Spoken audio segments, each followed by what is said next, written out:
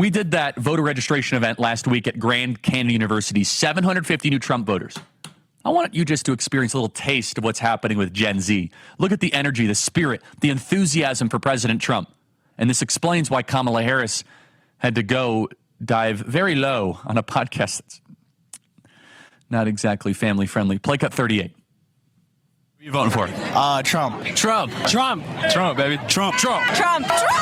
Yeah. Trump. I'm voting for Trump. I'm voting for Trump. Donald Trump. Trump. Trump. Trump. Trump. Trump. Trump. Trump. Trump. Trump. I'm voting for Trump, baby. Go Trump. Let's go. Donald Trump. I love Trump. Trump. Trump. Trump. Trump.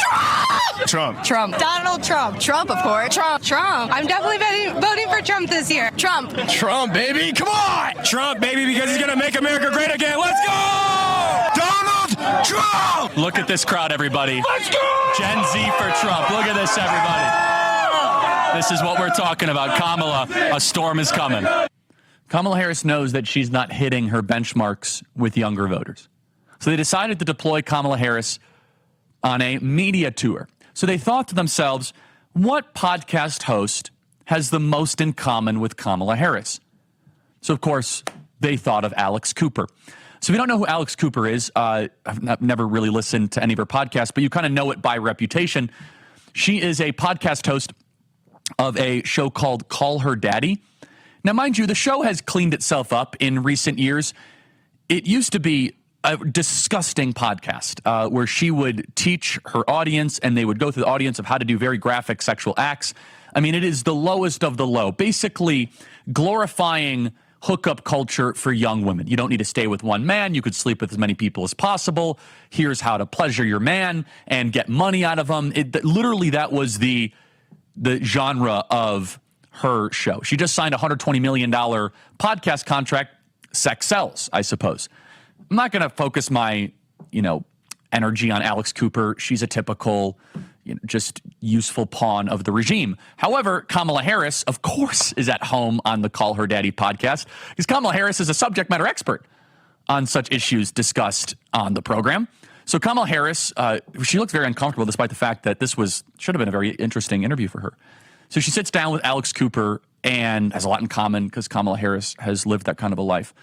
And Kamala Harris detoured and was asked a question by Alex Cooper, who was asking about late-term abortion.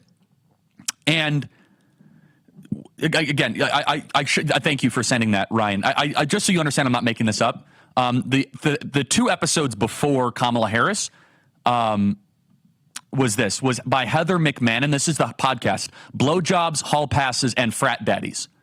That was literally the episode title of the Call Her Daddy podcast that Kamala Harris goes on.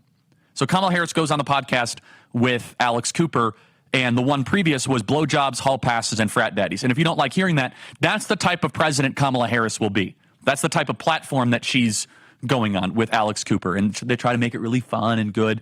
You wonder why young ladies are going so liberal is because they're believing this venom of hookup culture. It's completely deranged, honestly, and it's really sick. But it's one of the most popular podcasts for young women in the world, just so we are clear. This podcast is listened to by many of your daughters, whether you know it or not, and your granddaughters. They love Alex Cooper, and they love the ideas she presents. This is a White House, of course, that we know that does cocaine in the White House, trans dudes flashing their breasts at the White House, turning Easter into the Trans Day of Awareness. None of this should surprise you. And again, Christians, do you guys need more reason to vote? You guys look at Kamala Harris going on Call Her Daddy, talking about the most graphic, disgusting stuff imaginable. And you're like, yeah, I don't need a vote. Anyway, I want to play cut 12 here because I want to address this bitter lie on the sex show. Play cut 12. In the debate, former President Trump claimed that some states are executing babies after birth.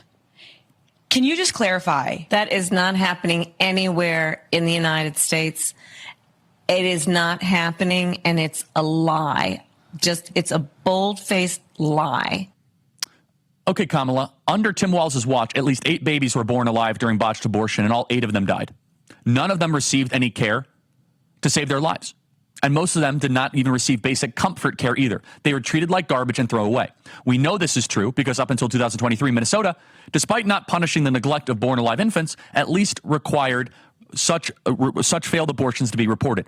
For Walz, it wasn't the dead babies that were a problem. It was the reporting that's a problem. And there are 6 other states where this is similar. New Mexico, Colorado, Oregon, yes, Minnesota, Vermont, New Jersey, and the District of Columbia with no restrictions on abortion. I don't expect Alex Cooper to have the depth of understanding. Anything beyond blowjobs, Alex Cooper doesn't quite understand. But you guys should know that Kamala Harris is lying. The abortion policies that she embraces make it perfectly okay for a baby to be delivered, made comfortable, and then terminated.